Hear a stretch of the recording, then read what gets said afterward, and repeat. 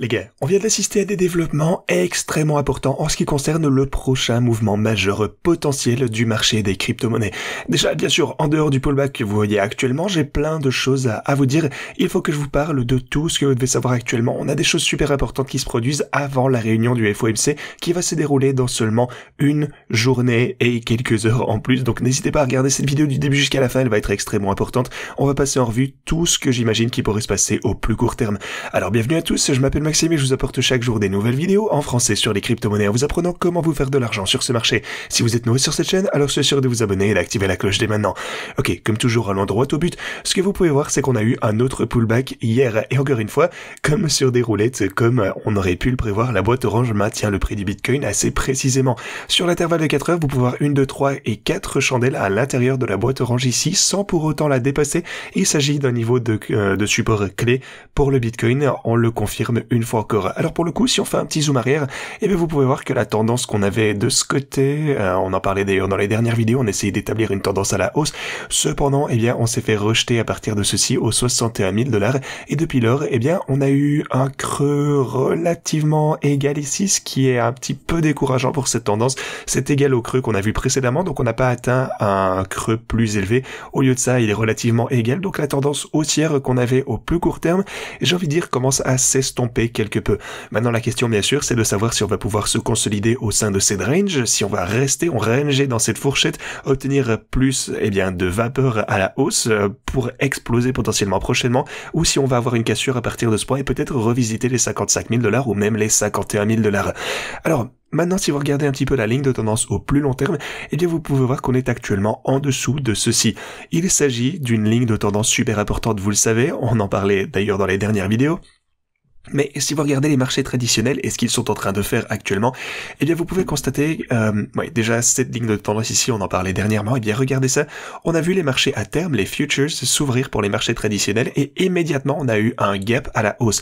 Pourquoi cela? Eh bien parce qu'on a clôturé le trading dimanche, vous le savez, et lorsqu'on a ouvert lundi, qui est en fait mardi dans le fuseau horaire actuel où la vidéo est enregistrée, vous pouvez voir un gros écart, un gros gap à la hausse. Donc voilà, les marchés traditionnels se portent vraiment bien, donc on est toujours extrêmement proche d'un nouveau all-time high, mais on est toujours peut-être maintenu par cette tendance à la baisse.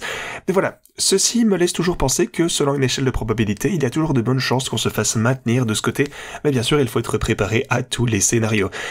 Mais voilà, déjà pour commencer, si on voit ceci chuter, comme je vous le dis à chaque fois, je pense que tout dip ici, ce sera fait pour acheter, ce sera une bonne opportunité d'achat pour l'avenir des cryptos, alors qu'on entrera dans la prochaine phase de ce qui, selon moi, va être explosif pour se diriger à la hausse pour le Bitcoin, eh bien ce sera positif. Maintenant, une autre chose dont j'aimerais vous parler, c'est l'Ethereum, parce que si vous regardez l'Ethereum par rapport au Bitcoin, eh bien on vient d'avoir une rupture d'une ligne de tendance super importante.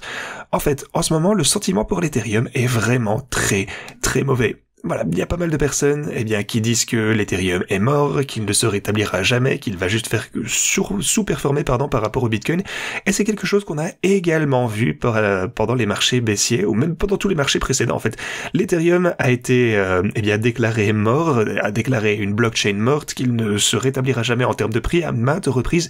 Et lorsque ça se produit, généralement, lorsque le sentiment est aussi mauvais qu'il l'est actuellement, généralement c'est là qu'il a tendance à se redresser pour voir une hausse significative. En fait, non seulement ça, mais les marchés de contrats à terme d'Ethereum affichent le taux de financement le plus bas de toute l'année 2024. Récemment, la moyenne mobile de 50 jours sur le taux de financement d'Ethereum est en baisse constante, vous pouvez le voir ici. Vous pouvez voir qu'on a atteint le niveau le plus bas de 2024. Donc le sentiment pour l'Ethereum est complètement au plus bas. Tout le monde pense que l'Ethereum est un projet mort, que c'est une blockchain qui ne sert plus à rien, alors que ce n'est pas le cas, bien entendu. L'Ethereum va se redresser, j'en suis certain. L'Ethereum va se comporter à la hausse dans ce marché haussier.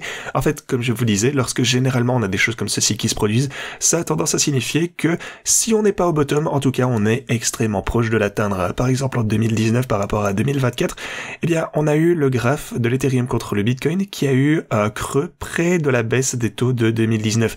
Alors on sait pour le coup qu'on va voir une baisse de taux se produire ce mercredi, alléluia. Mais voilà, peut-être qu'on va voir la même chose se répéter ici, peut-être que l'Ethereum va recommencer à augmenter après ceci par rapport au Bitcoin. Pas nécessairement par rapport au dollar américain bien entendu, mais ça va très probablement suivre peu de temps après. Ok, maintenant j'aimerais vous parler de quelque chose qui est sorti un petit peu de nulle part hier. Elizabeth Warren et d'autres sénateurs démocrates exhortent maintenant la Fed de réduire les taux d'intérêt de 0,75%, donc 75 points de base ce mercredi. Alors ça, pour le coup, ça c'est complètement inattendu. 0,75%, c'est une annonce qui est arrivée de nulle part et ça expliquerait honnêtement pourquoi on a vu récemment la probabilité d'une hausse de taux jumper jusque 0,5%. Peut-être que c'était des insiders qui avaient des informations avant. Actuellement, on est à 67%, ça a augmenté régulièrement au cours des quelques derniers jours. Comme je vous le disais, maintenant on est à plus de 50%. Alors, même si Elizabeth Warren et les autres sont sortis, alors pour nous réclamer ceci, pourquoi est-ce que c'est le cas? Ils disent que la Fed doit absolument faire ceci pour essentiellement sauver l'économie, nous sortir d'une récession.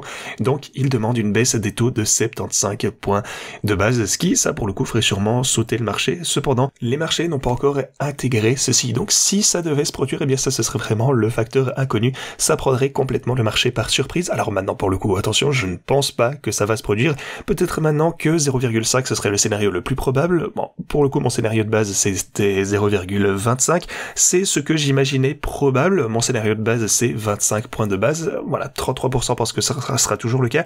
De plus en plus de personnes pensent que ce sera 0,5. Donc, préparez-vous à de la volatilité. Si on ne voit que 0,25, alors potentiellement les marchés risquent d'être déçus. Peut-être que le Bitcoin, eh bien, va rechuter. Peut-être que ça va compromettre les marchés traditionnels et donc par conséquent les cryptos. C'est pourquoi je vous dis qu'il faut être prudent avec l'effet de levier. Surtout mercredi, soyez prudent. Survivez à la volatilité. Mais voilà, je pense que le Bitcoin, de toute façon, va vivre une belle période, peu importe ce qui se passe au court terme. Peut-être qu'on va... Bon, en tout cas, personnellement, je ne pense pas qu'on risque de latéraliser pendant encore 6 mois ou 1 an comme on l'a vu récemment. On verra bien, mais pour moi, bientôt, ça va changer. Aussi, n'oubliez pas que vous avez les meilleurs bonus de dépôt disponibles. Vous avez tous les liens pour se faire en description. Vous pouvez utiliser ce lien juste ici pour avoir jusque 60 000 $ sur OKX, cliquez de ce côté, et jusque 40 000 $ sur Bitget en utilisant le lien que vous avez juste ici. Vous avez également un trade gratuit de 300 $ de ce côté sur Evo. Si jamais vous voulez utiliser de l'effet de levier, encore une fois, comme je vous le dis toujours, soyez prudent, mais ça vous fait un trade encore plus gros. Je vous le répète, il n'y a pas de KYC, donc n'hésitez pas à vous inscrire en utilisant ce lien si ça vous intéresse. Ceci dit, c'est tout ce que je vais pour vous aujourd'hui. Merci d'avoir regardé et moi je vous dis à la prochaine.